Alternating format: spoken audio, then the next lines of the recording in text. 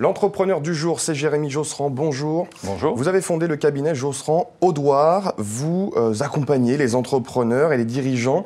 Vous les conseillez. Quels services, concrètement, vous leur proposez ? Bien, lorsqu'on conseille des entrepreneurs, ce qu'il faut bien savoir, c'est qu'en général, le droit en tant que tel n'est pas leur problématique principale. Ces gens-là ont des projets parfois incroyables. Et ce que nous essayons de faire, c'est justement de les accompagner pour que ces projets se réalisent. Bien évidemment, pour que ces projets se réalisent, il y a tout un ensemble de problématiques juridiques et fiscales à régler. C'est ce que nous essayons de prendre en charge, mais cela va beaucoup plus loin.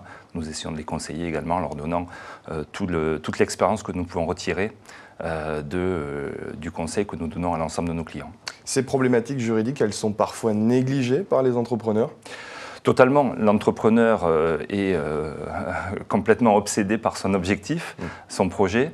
Le juridique, le droit, la fiscalité, tout ça, il ne s'en préoccupe pas. Ce n'est que lorsque effectivement des problématiques peuvent apparaître ou au moment de la cession de l'entreprise qu'effectivement, en général, ces sujets-là ressortent.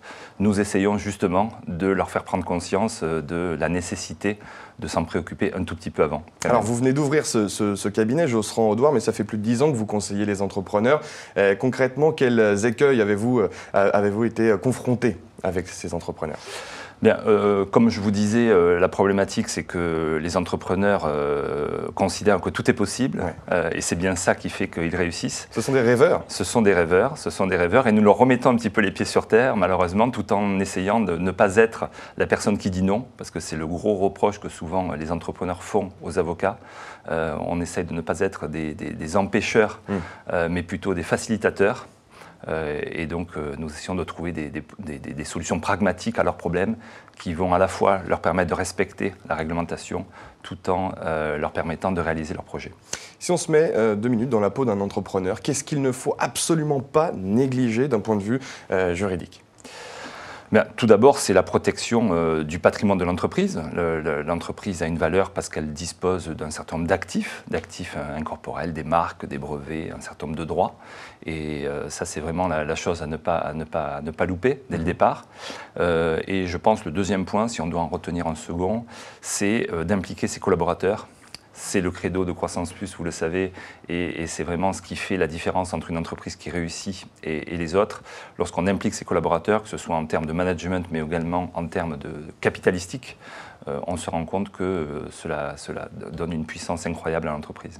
Et si on prend un cas précis lors d'une cession d'entreprise ? Alors, la grosse problématique dans ce genre de situation, c'est qu'en général, l'entrepreneur n'a rien préparé.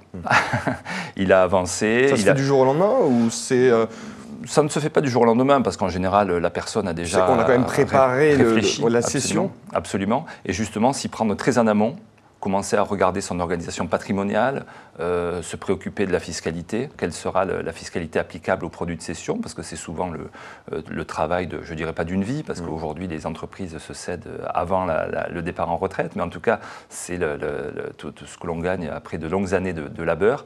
Donc s'y prendre quelques années avant pour s'organiser patrimonialement, préparer pourquoi pas des donations à ses enfants, réfléchir un tout petit peu à quelles vont être les conséquences juridique et fiscale de la cession ne fait pas de mal. Une question plus générale. Que pensez-vous du contexte juridique et fiscal en France ? Alors, la France est une terre d'entrepreneuriat, on le voit bien. Toutes ces startups qui se créent, on sent bien le dynamisme, des infrastructures incroyables, une formation de grande qualité. La grosse problématique en matière juridique et fiscale, c'est, vous l'imaginez bien, l'instabilité.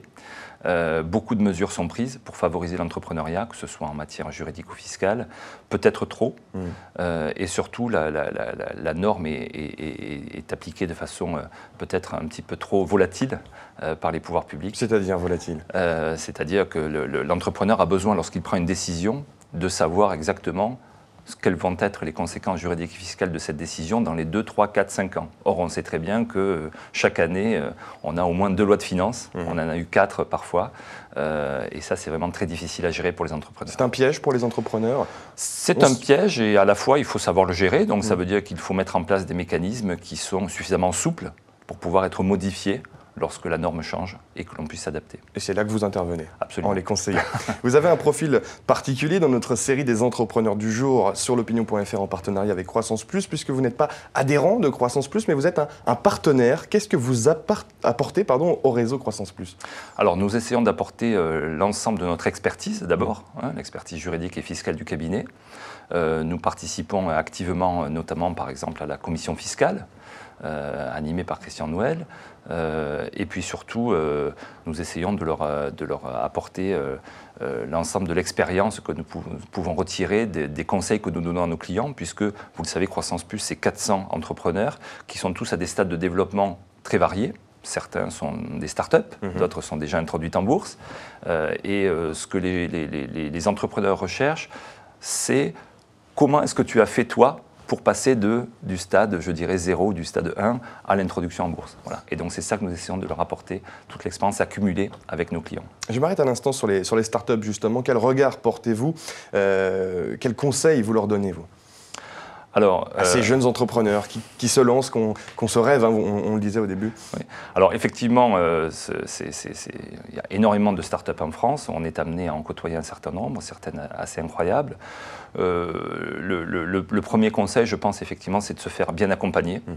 Alors c'est pas évident lorsqu'on est une startup, puisqu'on a besoin de fonds pour se développer et on n'a pas nécessairement des budgets à affecter à toute la partie juridique et fiscale. Néanmoins, avoir un bon expert comptable déjà pour bien démarrer et puis se rapprocher d'associations comme Croissance Plus ou d'autres qui vont pouvoir donner les premiers conseils. C'est le maître mot, le conseil, l'accompagnement. Merci Jérémy Josserand d'être venu sur le plateau de l'opinion.fr en partenariat avec Croissance Plus.